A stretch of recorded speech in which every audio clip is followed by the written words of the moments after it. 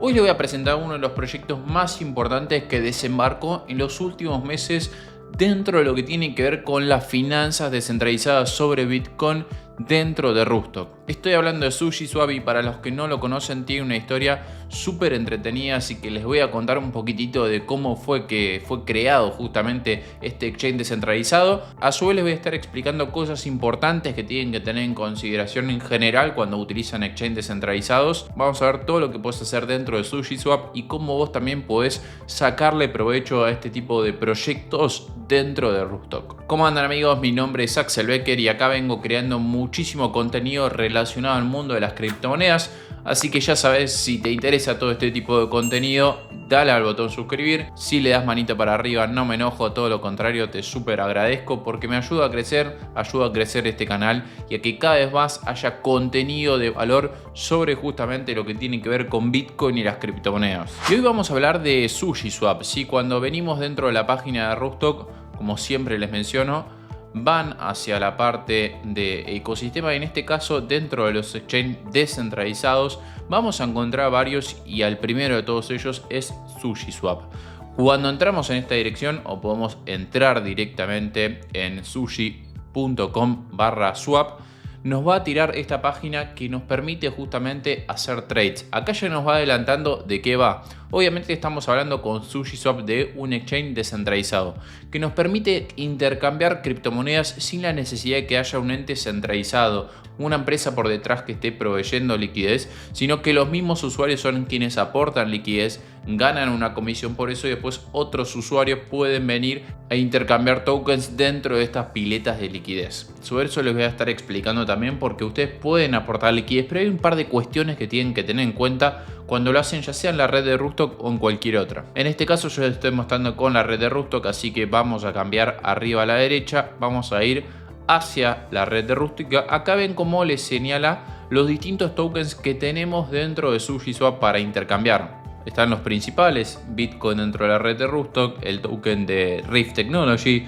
USD Rift, el dólar justamente de Rift, Dollar on Chain, MOC, el token de gobernanza de Money on Chain, y después tenemos RAP RBTC, RAP Ethereum y USDT dentro de la red de Rustock. Rápidamente lo que podremos hacer acá es conectar nuestra billetera e intercambiar un token por otro. Por ejemplo, si entraron a la red de Rustock con Smart Bitcoin y después quieren cambiar por otra criptomoneda, lo pueden hacer con total facilidad. En este caso yo voy a mostrar cómo, por ejemplo, si quisiéramos cambiar, en este caso, un Smart Bitcoin al momento de estar grabando por USDT, obviamente acá podremos hacer la conversión, es un monto muy elevado, vamos a poner una suma más razonable. Si quisiéramos cambiar 0.001 RBTC por USDT, lo podríamos hacer y nos estaría conectando. Acá vemos el Price Impact, lo primero que les quería explicar, y tiene que ver con el impacto que vamos a tener en el precio a la hora de hacer nuestro intercambio.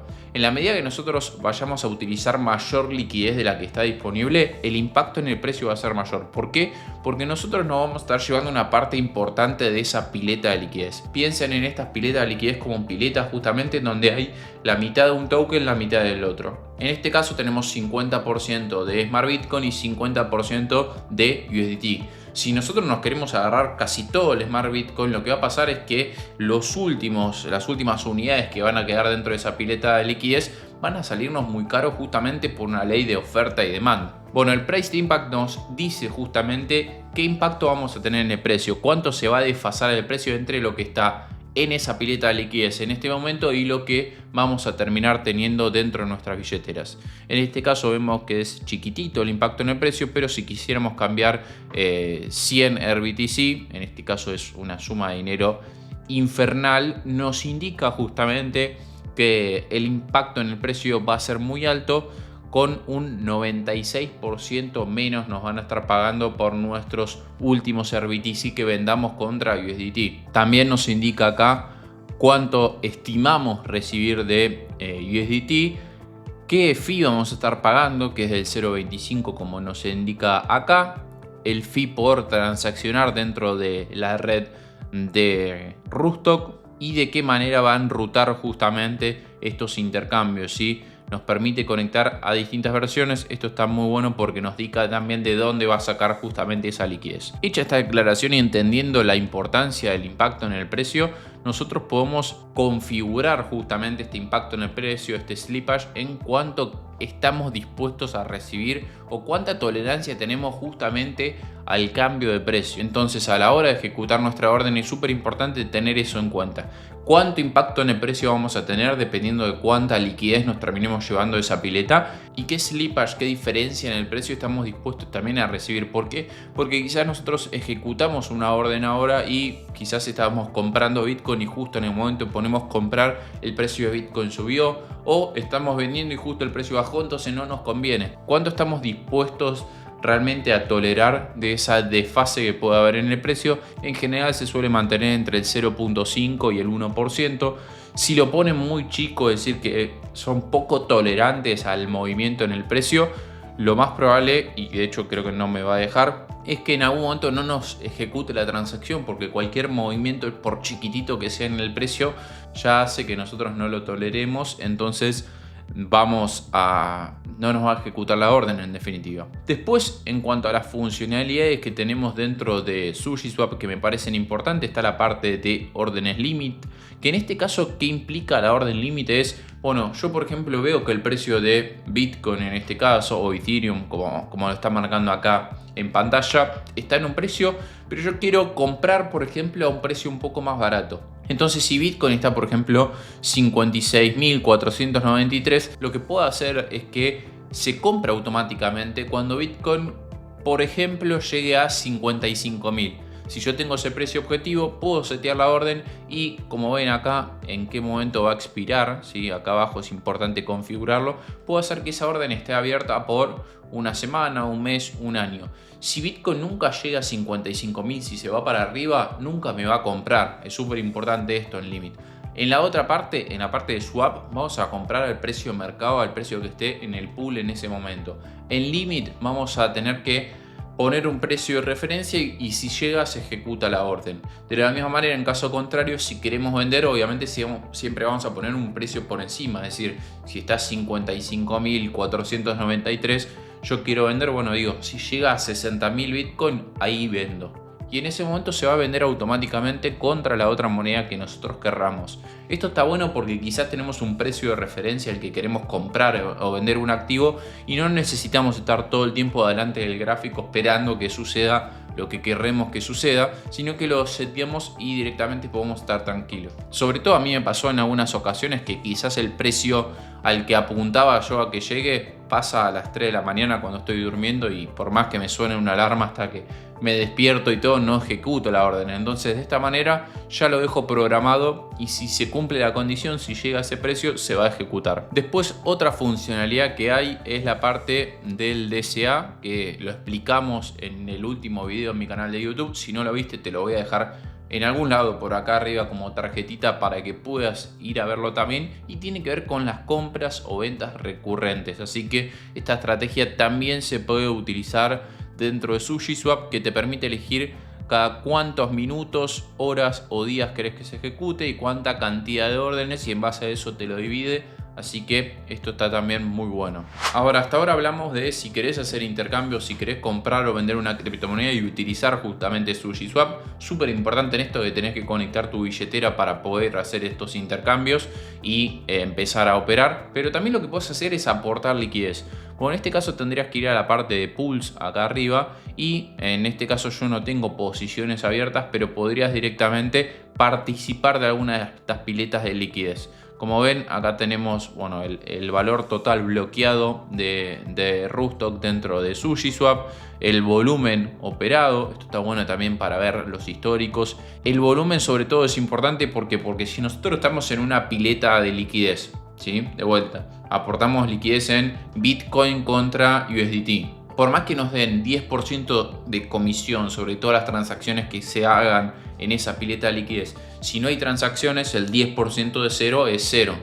Ahora, si nos dan un 1%, pero hay miles y miles de transacciones, vamos a ganar mucha rentabilidad. Entonces es súper importante en estas piletas de liquidez que no hay un rendimiento que podemos saber de antemano de cuánto va a ser. Sí podemos ver un histórico para saber cuánto volumen se opera y cuáles son los costos por transaccionar dentro de esa pool, para estimar más o menos cuánto vamos a ganar o perder por aportar justamente liquidez. ¿Por qué digo perder? Ahora te explico. Pero antes quiero mostrarte algunas piletas de liquidez que tenemos acá. Son pocas las cantidades de transacciones que hubo en las últimas 24 horas, por lo menos dentro de estos pools. Entonces tengan en cuenta que ustedes van a tener que ver de estas transacciones, del volumen que se operó, cuánto porcentaje se terminan llevando en definitiva de comisión, para así estimar cuál va a ser el rendimiento que van a tener por dejar, por ejemplo, estos tokens durante un año en esta pileta de liquidez. Ahora, la parte de perder que les decía tiene que ver con el impermanent loss. ¿Y qué es el impermanent loss? Explicado de manera sencilla, es el costo de oportunidad de haber holdeado las criptomonedas en vez de aportar liquidez. Cuando uno aporta liquidez, por ejemplo, de vuelta en el ejemplo de Bitcoin contra USDT, no es que sigue teniendo esos Bitcoin y esos USDT que aportó la pileta de liquidez, sino que a partir de ese momento uno es poseedor de un porcentaje de esa pool. Si esa pool tenía 10 Bitcoin y 500.000 USDT y nosotros aportamos un Bitcoin y 50.000 USDT, lo que vamos a tener es un 10% de esa piscina general de liquidez. Pero no somos más dueños de un Bitcoin y 50.000 USDT. Nosotros tenemos un porcentaje de la pileta en la que estamos aportando justamente liquidez. Sobre eso nosotros vamos a ganar las comisiones, el 10% de las comisiones que se generen dentro de esa pool de liquidez. Y es acá donde juega el impermanent loss, que es la pérdida impermanente. No se hace permanente hasta que uno no sale de esa pileta de liquidez. ¿Y qué es? Es el costo de oportunidad de habernos mantenido dentro de esa pool de liquidez versus el hecho de haber mantenido ese Bitcoin y esos $50.000 que teníamos iniciales. Cuando hay desfasaje en el precio de los tokens que nosotros aportamos liquidez, es decir, Bitcoin sube mucho y USDT siempre vale 1, lo que va a pasar es que nos convenía holdear Bitcoin en vez de estar dentro de la pool de liquidez, porque si bien amerita para un video completo hablando sobre cómo funcionan los AMM, que es el mecanismo detrás de este tipo de proyectos, detrás de estos pools de liquidez, sí lo que hay que tener como a grandes rasgos para entender es que esos pools se terminan balanceando. Es decir, cuando viene una persona y compra Bitcoin, lo que va a pasar es que va a haber menos Bitcoin dentro de esa pileta y por tanto va a haber más USDT porque la persona vino y puso USDT. De esa manera siempre se va balanceando, modificando los precios y siempre se va manteniendo esta proporción de 50-50% del pool de liquidez. Si el precio de Bitcoin sube, va a haber menos Bitcoin y va a haber más USDT dentro de la pileta de liquidez para mantener ese 50-50 que se va a equilibrar con arbitradores y demás personas que vayan participando de ese pool. Y nosotros vamos en definitiva a tener 10% de la cantidad de Bitcoin totales que va a haber al final de todo, que van a ser menos, y 10% de los USDT que sí van a ser más. Ahora, después de ver todo esto, de sumar la cantidad de Bitcoin que nos quedaron, la cantidad de USDT, más las comisiones que generamos, lo comparamos con el costo de haber mantenido ese Bitcoin y esos 50.000 USDT dentro de mi billetera sin hacer nada. El resultante es la pérdida impermanente, es ese costo de oportunidad justamente de holdear versus aportar liquidez dentro de una pileta. Hecha esta aclaración súper importante, si no les termina de quedar claro, voy a estar haciendo un video en mi canal explicando cómo funcionan los Automatic Market Makers, así que suscríbete si te interesa y si quieres aprender más sobre todo esto, porque es súper importante a la hora de aportar liquidez tener esto en consideración.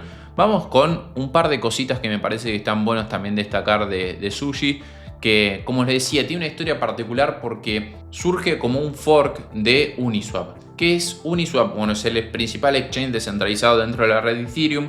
¿Qué es un fork? Es básicamente que copian el código de programación, porque en definitiva es abierto, y hacen otro proyecto cambiándole el nombre, cambiando un par de cuestiones, pero que en definitiva a nivel funcional es lo mismo. Bueno, esto es lo que fue SushiSwap, que le hizo en principio un Vampire Attack a justamente Uniswap. ¿Por qué? Porque ofrecía rendimientos superiores y daba un incentivo económico a aquellas personas que aportaban liquidez en SushiSwap, y con esto lo que pasó es que mucha de la liquidez que estaba en Uniswap se empezó a pasar a SushiSwap. Después tuvo un par de sucesos más que son interesantes, como uno de los fundadores del proyecto que se terminó yendo con un montón de tokens, que los vendió, que después se arrepintió de haberlos vendido, entonces volvió a recomprarlos, volvió a aportar esa liquidez dentro del proyecto, que gracias a su comunidad, que es muy buena, que es muy fuerte, terminó saliendo a flote y hoy se mantiene como una de las principales alternativas en lo que son exchange descentralizados en general dentro de cripto. Por eso celebramos también mucho su arribo hacia la red de Rootstock, es algo súper importante.